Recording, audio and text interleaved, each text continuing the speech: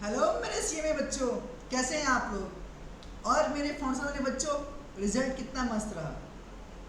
बहुत बढ़िया बहुत बढ़िया। यार तुम लोग ना तो I am feeling so proud. क्या बोलूँ, आप लोग इतना अच्छा रिजल्ट किए ना, मज़ा आ गया।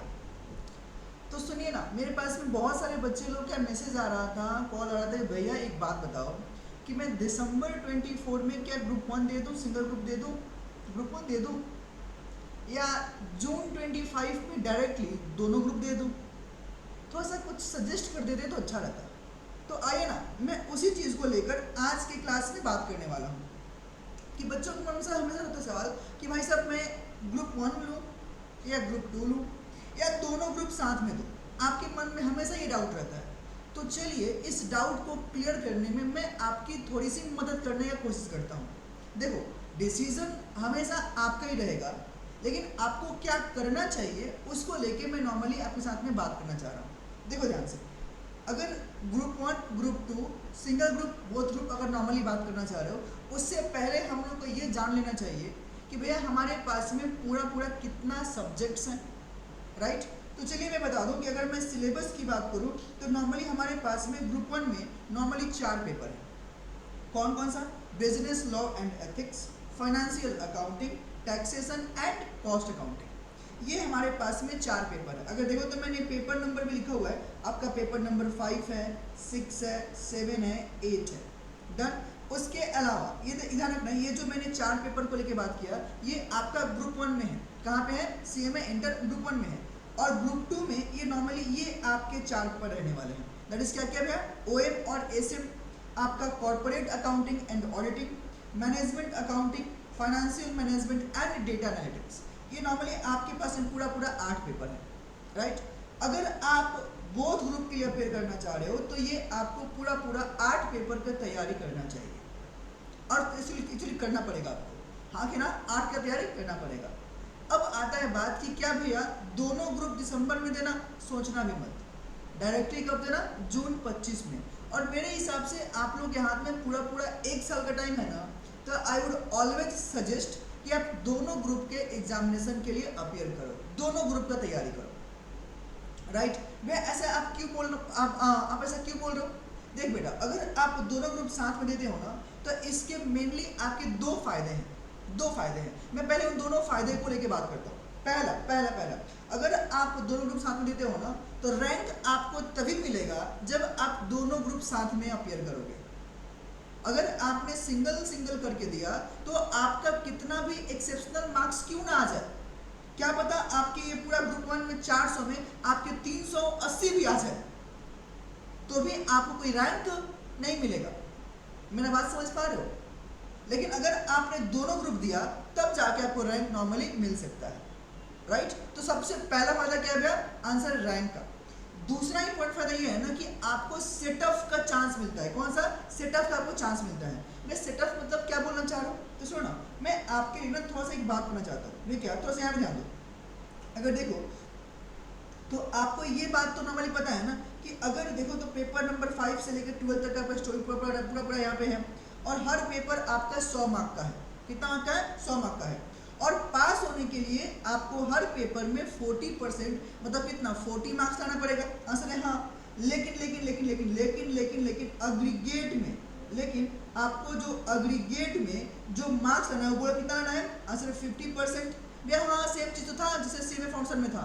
अरे वो स्टोरी तो था ही, लेकिन थोड़ा सा एक बात और समझो। भैया क्या होता क्या है, मान लो आपने अगर पूरा पूरा यहाँ पर बात करो सिंगल ग्रुप दिया, आपने यहाँ पे सिंगल ग्रुप दिया, पेपर नंबर 5, 6, 7, 8 जो आपने ग्रुप 1 दिया, और सोचो सोचो मान लो आपके कुछ ऐसे मार्क्स आ रहे हैं। क्या आपके यहाँ पे 60, यहाँ पे 60, आपके यहाँ भी 60 और यहाँ भी 60, तो नॉर्मली बोलो कितना आ रहा है, बताओ ना।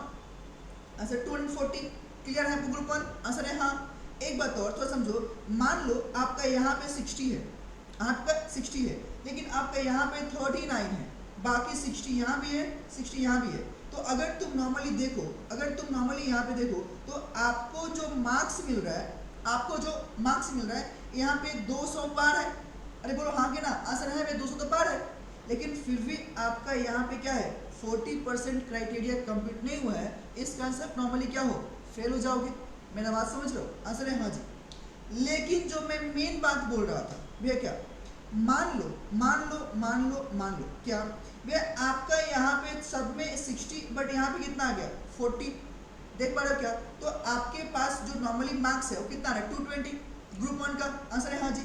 अब मान लो अगर मैं आपके ग्रुप 2 को लेकर बात करूँ, अगर मैं आपके ग्रुप 2 को लेकर बात करूँ, तो मान लो आपने ग्रुप 2 में जो आपका यहाँ पे 50 आ गया, यहाँ पे भी 40, यहाँ पे भी 40, यहाँ पे भी 40।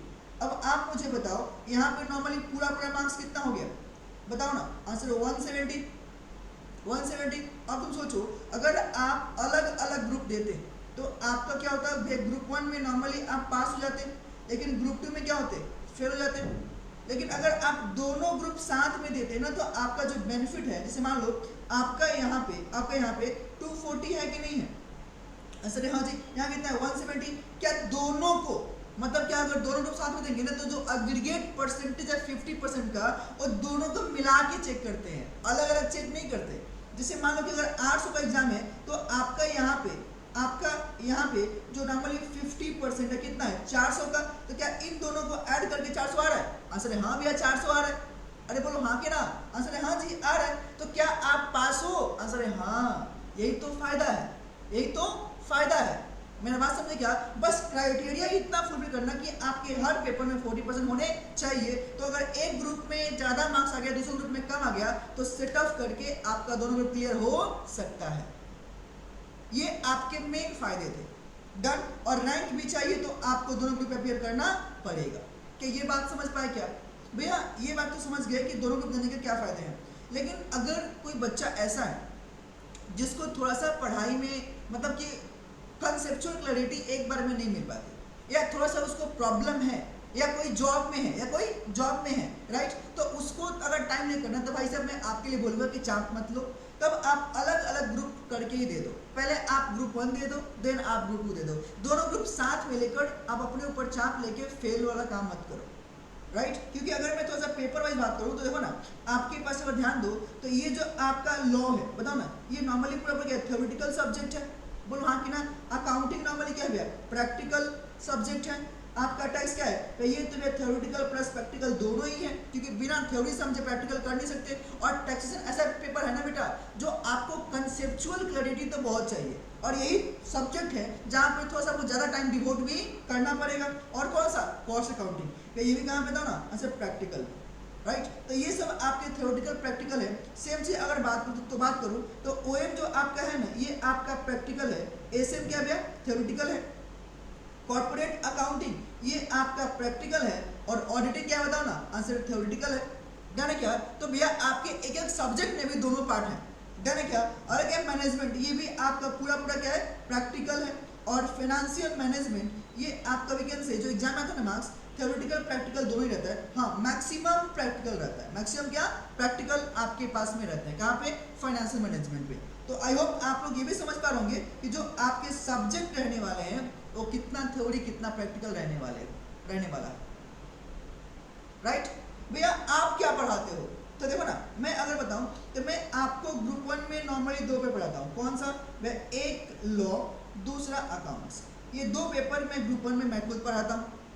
एंड ग्रुप 2 में corporate accounting and auditing and financial management and economics, ये मैं नॉर्मली आपके 4 पेपर हैं जो नॉर्मली मैं खुद पढ़ाता हूँ। एंड बाकी के 4 के लिए हमारे पास में बेस्ट फैकल्टीज हैं जो ऑलरेडी सीएमए में रैंक होल्डर रह चुके हैं, राइट। और सब लोग साथ में हम लोग क्लासेस प्रोवाइड करते हैं। We have a bunch of groups, right. Groups हैं जो हर फैकल्टीज अपना अलग अलग करके बेस्ट देता है। डन है क्या? तो ये सारी चीज़ें थी। आई होप आपके मन का जो डाउट था कि भैया क्या करना चाहिए, तो वो सब चीज़ मैंने आपको बताने का कोशिश किया है कि आपको क्या एक्चुअली लेकर चलना चाहिए, राइट। दूसरा इंपॉर्टेंट मैं एक बात और बोल रहा हूँ, थोड़ा समझ लेना। आप अपना कैपेबिलिटी देख लेना कि आप किस में कंफर्ट हो, राइट। और एक बात और बोलूँ, अगर आप 8 पेपर मतलब ग्रुप 1 ग्रुप 2 साथ में दे रहे हो ना, तो आपको एक भी दिन का कोई एग्जाम्स के डे में गैप नहीं मिलता, लगातार एग्जाम रहता है। लेकिन अगर कोई बच्चा सिर्फ सिंगल ग्रुप दे रहा है तो उसको एक दिन का गैप नॉर्मली मिल जाता है। मेरी बात समझे? तो इस बात का भी हाँ कि एक दिन का पूरा टाइम रहेगा, रिवीजन कर लेंगे, ऐसा भी आपको नहीं मिलेगा जब आप दोनों ग्रुप का अपियर करोगे तो। डन। और अगर सिंगल ग्रुप का अपेयर करते हो तो ये आपके चीज़ें रहने वाली है। तो यहाँ पे क्या क्या चीज़ें थी मैंने आपको बता दिया। Now the choice is yours, right, कि आपको नॉर्मली क्या करना चाहिए। अगर रैंक लाना है भैया, हमको तो रैंक के लिए पढ़ाई करना है, तब तो भाई दोनों ग्रुप दो, राइट। अच्छा भैया पढ़ाई स्टार्ट कैसे करेंगे, तो सुना, जब आप स्टार्ट करो तो पहले आप ना अपने कोई सिंगल ग्रुप, मैं जैसे मानो आप ग्रुप 1 खोल के प्रॉपर्ली बात करो कि भाई पहले तो मुझे सिर्फ पूरा फोकस अपना इस पे रखना है, राइट। जब ये आपका अगला 4 महीने में, अगर 4 महीने में जब ये हो जाए ना, तब उसके बाद में आप अपने ग्रुप 2 का स्टार्ट करना और साथ में ग्रुप 1 का रिवीजन स्टार्ट करना। तो अगर ऐसे आपने कंटिन्यू किया ना तो आपकी चीज़ें एकदम कंट्रोल में रहेगी और आप दोनों ग्रुप अपीयर कर सकते हो। तो ये आपके प्लानिंग होनी चाहिए, राइट। तो ये सारी चीज़ें थी जो मुझे आपके साथ में डिस्कस करना था, बताना था। आई होप आप लोग के मन में अगर कोई भी दिक्कत होगा तो क्लियर हो गया होगा। अगर इसके बाद में अगर कुछ मन में डाउट है तो कमेंट बॉक्स तो खुला हुआ है, या दूसरा आप लोग के पास मेरा नंबर भी होगा, डन है क्या, तो आप लोग उस पर मुझे व्हाट्सएप पे कॉल करके बात कर सकते हो, राइट। चलिए तो बस इस वीडियो में इतना ही रखते हैं। हाँ एक बात और लास्ट, सॉरी, हमारा जो बैच हो रहा है स्टार्ट, जो परसों रिजल्ट आया था उन लोग के लिए मैं बता दूं, 23 जुलाई बैच 1